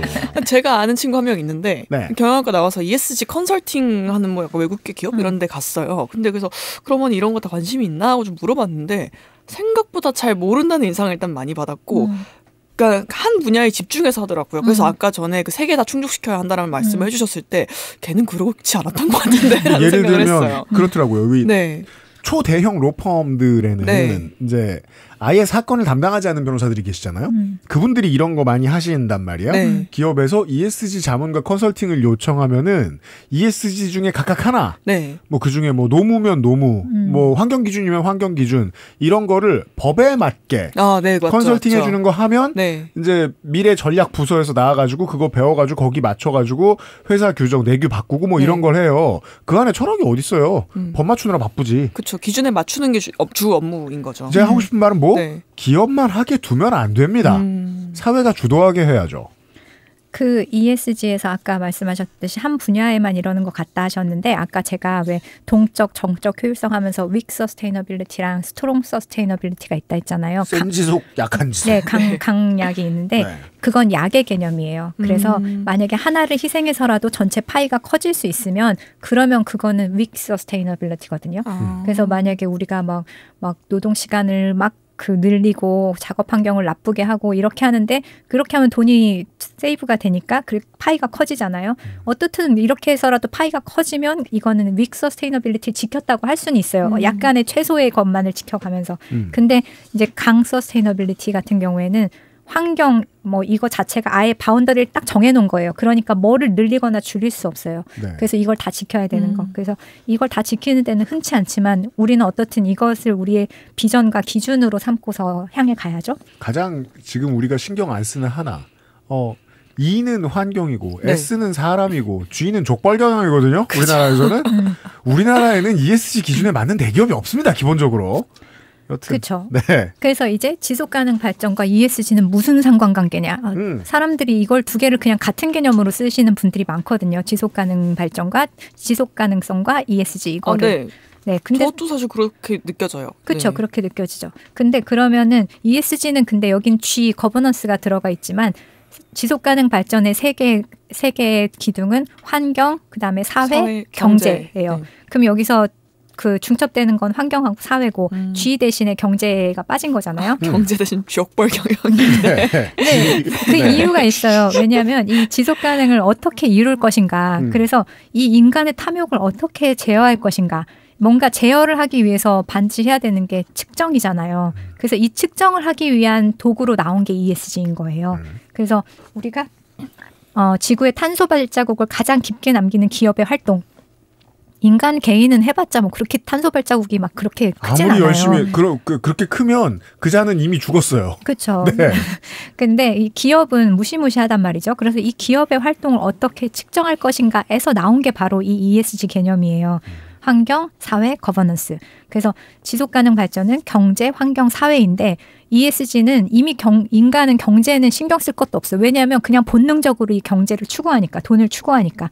효율성, 경제적인 성장, 이 최대치를 추구하는 것은 인간 최고의 가치이기 때문에 그렇게 해서 달려가고 있기 때문에 이건 우리가 신경 안 써도 돼. 얘는 항상 충족이야. 그렇기 때문에 이걸 제어할 수 있는 영역으로 환경, 사회, 기업의 경영 양식, 지배구조 이거를 G로 따로 떼서 넣은 거죠. 그래서 ESG, E, Environment, 그다음에 S, 사회, 네, 그다음에 지배구조, 거버넌스 이렇게 이 용어가 2000년대 초에서 어디서 나왔냐? 사실은 이건 금융기관에서 그래요? 네, 금융권에서 먼저 등장한 얘기입니다. 하긴 기업을 주로 평가하는 곳은 그쪽이니까. 그렇죠. 네. 그래서 UN 글로벌 컴팩트가 2004년에 발표한 Who Cares Wins 라는 보고서가 있어요. 이거 해석을 잘못하는 기관들도 있던데 이게 이거를 해석을 바로 하려면 신경 쓰는 사람이 이긴다예요. Who cares? 근데 뭐라고 잘못 해석하나요? 그 승리를 누가 케어하느냐. 네? 뭐 이렇게 하는 분들도 있더라고요. 하여튼 그럼 S가 있지 않을 텐데. 그러니까요. 그렇죠. 승리를 케어하지 않죠. 그래서 who cares wins. 재무구조와 비재무구조를 감시를 할 텐데 그중에 이걸 신경 써잖아요. 그래서 실제로 한국 사람한테 이거 이해시키려면 저는 가장 적합한 방법은 이거 신경 안 쓰면 된답니다. 맞아요. 그렇게 하면은 확 와닿긴 하죠. 네. 확 다가오죠. 신경 쓰는 사람이 이긴다. 그래서 그쵸. 부정어가 확실히 확 다가오기는 하네요. 네. 이 논의는 이제 거의 60년대 환경운동이 번지고 히피들이 창궐하던 시대로 거슬러 올라갑니다. 우리가 이때부터 어떤 회사에 투자를 해야 될지 말아야 될지 결정할 때 이거를 단지 수익률로만 볼 것인가? 그럼 아무리 못된 짓을 해도 이익을 잘 내는 회사한테 돈이 간다는 거 아니에요. 그럼 나르코스가 상장하면 돼요. 네. 그러니까요. 네. 그래서 아까 막 이렇게 막 병이 생기고 새들이 침묵의 봄이 오고 이렇게 될 텐데 만약에 이렇게 경제활동 계속 이렇게 한다면 그럼 지구가 망할 거 아니냐. 그럼 우리가 기업의 활동을 어떻게 평가하고 어떻게 견제해야 될까.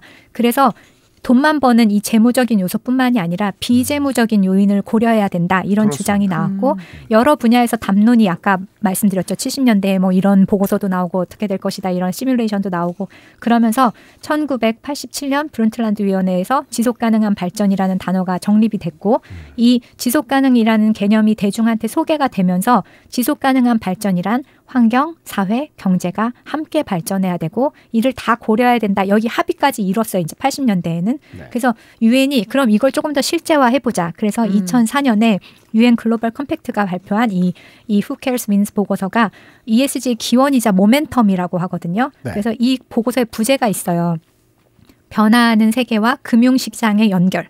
그래서 재무 분석, 자산 관리 및 주식 거래의 환경, 사회 거버넌스, ESG 이슈를 보다 효과적으로 통합하기 위한 금융업계 권고 사항. 이게 부제입니다. 그럼 처음부터 투자에서 고려해야 될 사항으로 나왔네요. 정말로. 네, ESG는. 그 흐름을 길게 들은 보람이 있는 게 인류가 전체적으로 가지고 있었던 공유하고 있었던 세기말에 대한 공포는 환경 문제도 있었고 범죄에 대한 문제도 있었습니다. 그리고 자본주의가 막 나가는 문제에 대한 공포도 가지고 있었고 그러면 투자자한테 중요한 덕목은 크게 따는 게 아니라 적게 잃는 거란 말이에요. 그렇죠.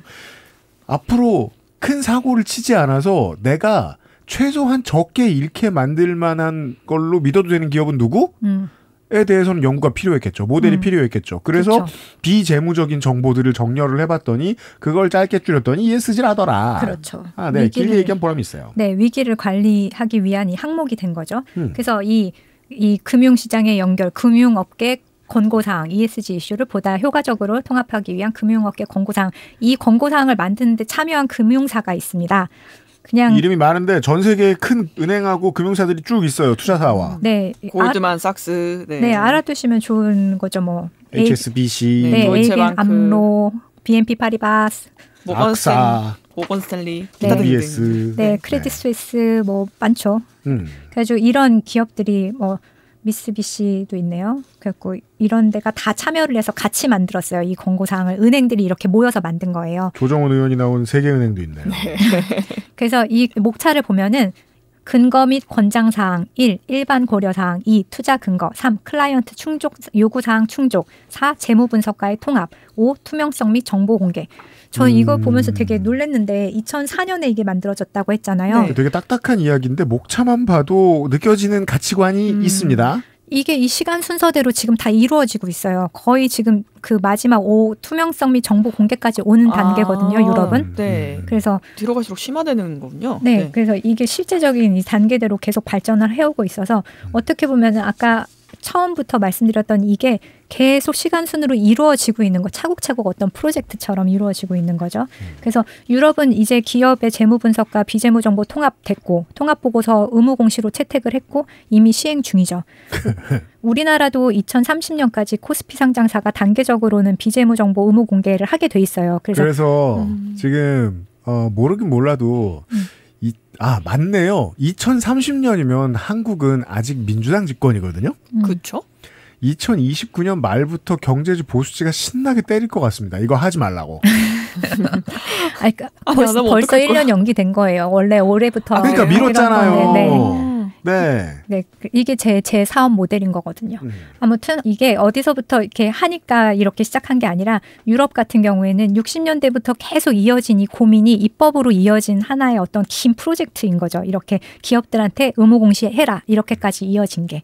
그래서 이 보고서에 포함된 요약 부분을 읽어드리면 이 보고서는 자산관리, 주식거래 서비스 및 관련 연구 부문의 환경, 사회, 거버넌스 이슈를 보다 효과적으로 통합하는 방법에 대한 가이드라인 및 권장사항을 개발하기 위해서 코피아난 유엔 사무총장이 금융기관에 제안하여 진행한 공동 이니셔티브의 결과다.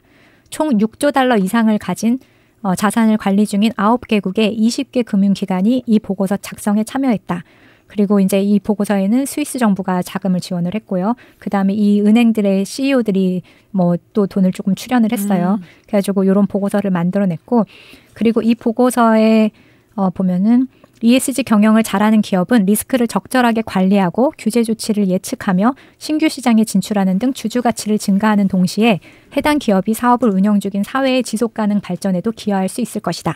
또한 이러한 문제는 기업의 가치에 점점 더 중요하게 작용하는 평판과 브랜드에도 중대한 영향을 미칠 수 있다. 그래서 여기서 권고사항을 만들어있다잖아요. 그래서 이 각각의 금융산업의 주체들에게 이렇게 해라 이런 권고사항을 내놨어요. 그리고 정리를 해보면 애널리스트, 가능하면 환경, 사회, 거버넌스 요인을 연구에 보다 잘 통합해라. 그리고 신흥시장에서는 지속가능 발전이 더욱 중요하므로 특별히 고려해야 된다. 그래서 환경, 사회, 거버넌스 기준을 이런 시장의 특수한 상황에 맞춰 조정해야 된다. 그러니까 예를 들어서 이 지속가능 발전이라는 게 신규 시장에 갈 때는 규제가 낮을 수도 있잖아요. 네. 그러면 ESG라는 걸 고려해서 여기는 규제가 낮더라도 더 높은 기준으로 투자 기준을 만들어야 된다는 거예요. 애널리스트들한테 이런 걸 요구하는 거죠. 그 돈만 뽑아내려고 하지 말고 여기에 이 나라의 지속 가능성을 생각해서 뭐 분석을 해내라. 금융기관은 보다 체계적인 방식으로 환경, 사회, 거버넌스 요인을 통합하기 위해 노력해야 된다. 그러니까 어떤 요인을 측정할 것인지 요거를 좀 더 구체적으로 만들어내라는 거죠. 그리고 묵혀놓지 말고 더 연구해라. 네, 그리고 장기적인 목표를 수립하고 조직적인 학습 및 변화 절차를 도입하고 애널리스트를 위한 적절한 교육 및 인센티브를 마련하는 것이 중요하다. 아, 투자자들이 애널리스트한테 막 성질냅니다. 야, 왜 이렇게 수익성 떨어지는 데를 환경오염 덜 만든다고 이렇게 나한테 추천해주면 돼? 그러니까요. 근데 이러면은 이 사람들이 막 위축될 거 아니에요. 그러니까 착한 애널리스트한테 인센티브도 주고 교육도 시키고 이렇게 하라는 거죠. 금융기관에서는. 그렇다고 막 휘토류 강산 막 추천해주고 그러지 못하게. 네. 그리고 기업은 환경, 사회 거버넌스 원칙 및 정책을 이행하여 리더십을 발휘하고 관련 성과에 대한 정보와 보고서를 보다 일관되고 표준화된 형식으로 제공해야 된다. 그리고 환경, 사회, 거버넌스 문제의 우선순위를 정해야 된다. 이게 이중 중대성이라고 하는 이번에 새로 발표된 기준이 있거든요. 그렇습니까? 그것을 말하는 거예요. 이중 중대성. 그래서 이 이중 중대성은 그러니까 우리 기업에게도 영향을 주지만 우리의 활동이 환경에게도 영향을 주잖아요. 이 두 가지를 다 고려해서 발표를 해야 된다는 내용이에요. 좋습니다. 그리고 이런 정보는 일반 투자자 관계 커뮤니케이션 채널을 통해 금융시장에 전달되는 것이 가장 효과적일 것으로 판단되며 가급적 공표해라. 그렇죠. 이제 상장사는 이 한국증권거래소 이런 데다가 이거를 재무제표랑 같이 동시에 공개를 하게 하는 거예요. 그러면 한 번에 찾아볼 수 있으니까. 그리고 기업 연례 보고서에도 명시적으로 언급하는 것 또한 권장한다. 이것도 유럽은 다 의무화가 됐습니다. 아, 그래서 이제 애플이나 몇몇 기업들이 우리 아리백이에요 라고 얘기했을 때 아니야, 저 너네 하청 기업들 보면 다 아니잖아. 그렇죠. 하청 기업한테 밀어놓고 무슨 개구라야. 이건 이제 공시가 되었기 때문에 확인할 수 있는 거죠. 네. 그리고 유럽 같은 경우에는 하청 기업의 정보도 같이 공시하게 돼 있어요. 그것도 되게 중요한 문제입니다. 매출의 얼마 이상이 되면. 그래서 빡빡하죠. 그리고 이것도 중요해요. 일관되고 표준화된 형식. 기업마다 다른 형식으로 하면 비교를 하기도 어렵고 그냥 보통 사람은 알아듣기가 어렵거든요. 그래서 일관된 이런 표준 형식을 제공해야 되는데 이거는 기업뿐만이 아니라 정부, 한국증권거래소에서도 노력을 해줘야 되는 일인 거죠. 기술을 부릴 수 없게 하는 게 중요한 그쵸. 요소군요. 네, 그리고 투자자, 우리 같은 투자자는 환경사회 거버넌스 요소가 포함된 연구를 명시적으로 요구하고 이 자료 주세요. 이 기업 어떻게 활동하는지 우리 알고 싶어요. 이런 걸 명시적으로 요구하고 그리고 이를 잘 관리하는 기업에 보상을 제공해야 된다. 그런 기업한테 우리가 투자를 해야 된다는 거죠. 돈만 뽑는 기업보다는. 그래서 투자자와 자산관리사 모두 ESG 이슈에 대한 의결권 대리 행사 전략을 개발하고 그다음 효과적으로 소통하며 애널리스트와 펀드 매니저 관련 연구 서비스를 지원한다. 그래서 의결권, 우리는 투자를 하면 의결권이 생기잖아요. 주주가 되니까. 그 의결권을 통해서 ESG 경영을 잘할 수 있도록 압박을 해야 된다. 이게 투자자에게 주는 가이드라인이에요. 이게 되게 민주주의와 자본주의의 묘한 실험이라고 늘 느끼는 게 이거 사실상 트렌드고 정치 구호라서 51%의 투자자의 합의를 득하지 못하면 질 수밖에 없거든요. 아, 몰라, 수익성 좋은 대로 갈래라고 했으면 졌을 거 아니에요. 근데 지금까지 돌아간단 말입니다, 유럽에서는. 그리고 규제자에게도 이런 권고사항이 있는데 통합적인 재무 분석을 지원하기 위해 예측 가능하고 투명한 방식으로 법적 체계를 형성해야 된다. 또한 기업의 환경, 사회 거버넌스 이슈에 대한 최소한의 정보 공개 및 책임을 규제 체제에 규정해야 된다. 이게 이제 이번 정부가 할 일이죠. 뭐 지금 수년 하고 있긴 한데 연장되지 않도록.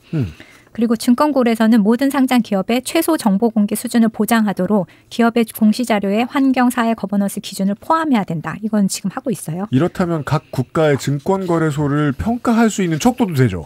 그렇죠. 이 나라 증권거래소가 이거 얘기 안 해? 그러면 그 나라에 대한 투자가 전체적으로 빠지는 효과가 될 수 있는 거고 실제로 한국은 몇 번 당했습니다. 그걸. 네. 그래서 지금까지 말씀드렸던 이 ESG에 대한 게 재밌는 게 ESG라는 용어가 투자자로부터 시작됐다는 거. 그래서 기업, 규제기관을 포함한 다양한 이해관계자가 이것을 논의해서 채택한 개념이라는 거죠. 투자하는 사람들이 은행이 모여서 만들어냈다는 이게 거잖아요. 경영학도가 아는 시초. 네. 그래서 초기에는 경영이 아닌 투자자, ESG 경영이라고 해서 우리는 경영자의 입장을 생각하지만 경영자는 원치 않았어요. 투자자가 시작한 거죠. 경영자가 무서워할 사람이 시작해야죠, 이건. 네, 투자자 관점에서 ESG 지표를 투자 분석과 의사결정에 반영하고 활용하는, 그래서 시작된 것이었고 결국 기업은 투자자의 결정이 중요하기 때문에 투자자에게 잘 보이기 위해서 스스로 원해서 ESG 경영을 하는 기업인은 많지 않다고 생각해요. 아주 소수겠죠. 뭐 그렇죠. 파타고니아 같은 데 말고는 기업의 속성상. 그래서 스스로 원해서가 아니라 투자자가 떠날까 봐 투자를 더 많이 받기 위해서, 그래서 ESG 경영을 하는 신용이라도 하게 됐고 이 방법이 돈으로 이렇게 투자하는 사람이 어떻게 보면 뭐 착한 갑질이라고 볼 수도 있는데 이렇게라도 해야지 기업은 욕망을 억제하고 착한 법인으로서 법인격으로서 살 수 있게 되는 거죠. 현재까지 인류 최대의 금융치료예요, 이게. 네, 그렇죠. 인류 역사상. 인류에게 가장 도움이 되는 금융치료라고 볼 수 있는데 그래서 시간이 지나면서 ESG를 중요시하는 경영이 장기적으로는 성과를 내더라, 이런 걸 증명해내고 가치를 창출하더라, 이게 저는 기업으로서 할 수 있는 착한 역할이라고 생각해요. 그 경제지가 지면에서 저는 자꾸 왜곡이나 축소 논평을 통한 거짓말을 하고 있다고 생각하는데 왜 계속해서 8만 전자인가 7만 전자인가 삼성전자에 대해서 실제로는 수율이 뭐가 틀렸다 이것만 자꾸 크게 보도하는데 결국은 삼성의 물건을 수주하기 싫어하는 다른 기업들, 완제품 기업들은 아리백 구실되거든요. 그리고 아리백을 못 채웠다는 게 소문이 난 이후부터 앞으로 그런 일이 있겠지라고 최초에 뺀 사람들이 있어요. 큰 자본들이 있어요. 그들 트렌드를 따라서 심지어 이제 국내 개미들까지 빠지게 되는 거예요. 결국 원인은 이거라는 거. 그래서 이런 연관성을 인식을 하게 되면서 ESG는 투자자, 기업 모두에게 중요해졌죠. 그래서 이런 ESG 프레임워크, 평가, 보고 이런 개발로 이루어지게 됐고 그리하여 마침내 2004년 유엔 글로벌 컴팩트가 발표한 Who Cares Wins 변화하는 세계와 금융시장의 연결, 금융업계의 권고사항을 교과서적으로 지키며 ESG 투자를 선언한 노르웨이 국부펀드로 이어지게 됩니다. 이것은 다음 시간에 그렇습니다. 오늘 이어지는데 이어지는데 라고 써 있습니다. 한국 사회 책임 투자 포럼이라는 게 뭔지는 모르겠지만 거기에 수석 연구원이 쓴 칼럼을 봤어요. 국제 회계 기준이라고 있습니다. IFRS. 네, IFRS. 우리나라에 적용하면 앞에 K를 붙여서 KIFRS라고 하는데 국제 회계 기준에 맞는 우리나라에 적용되는 회계 기준을 보면 거기에 이제 지속 가능성 공시 기준이라는 게 있습니다. 이것도 ESG하고 연결이 되어 있거든요. 네. 거기 나와 있는 거의 앞부분의 문장이 지속 가능성 관련 재무 공시의 보고 기업은 관련 재무제표의 보고 기업과 동일해야 한다. 이 문장을 좀 느려서 얘기하면 보고되는 기업이 하는 모든 일들은 하나의 법인이 아니라 자회사들도 하고 사실상 종속되었다고 볼 수 있는 재무제표에서만 독립된 것처럼 구는 기업들도 하는데 그 모든 기업들의 ESG 성과를 다 집어넣으라는 거예요. 이러면 우리나라의 대기업은 떨 수밖에 없습니다. 노동 탄압하려고 자회사 만들었는데 자회사 내용까지 재무제표에 집어넣으라니. 이런 문제들도 해결해내라는 제언이 있는 한국사회책임투자포럼 수석연구원의 칼럼을 봤거든요. 밑에 이렇게 써 있어요. 한경 ESG에 기고한 칼럼입니다. 한경 ESG를 누르면 유료라고요. 무료인 한경 ESG를 눌러보면 이런 문제를 반대하는 기사들로 가득하다고요. 그렇죠. 그래서 그런 건가? 근데 이것도 그 유럽의 기준이에요. 이게 스코프 1, 2, 3가 있어요. 그래서 그 정보를 공개할 때 스코프 1은 우리가 생산하는 공장, 스코프 2는 직원들이 쓰는 사무실, 뭐 출장이며 뭐 이런 거, 그리고 스코프 3까지 공개를 하는 게 원칙인데 이 스코프 3가 관련 자회사뿐만이 아니라 우리가 거래하는 회사 있죠. 거기에 정보까지 다 공시를 하게 돼 있습니다. 다 알려지면 SPC는 해외 투자는 1도 못 받을 기업이 되거든요. 실제로 그걸 미리 알고 투자금을 뺀 곳도 있습니다. 노르웨이 국부펀드라고요. 내일 이 시간에 얘기하겠습니다. 그것은 알기 싫다. 목요일 순서였습니다. 어려우시죠? 하루 쉬고 돌아오시죠. 북극영어 수장하러 가겠습니다. 고맙습니다. 감사합니다. 감사합니다.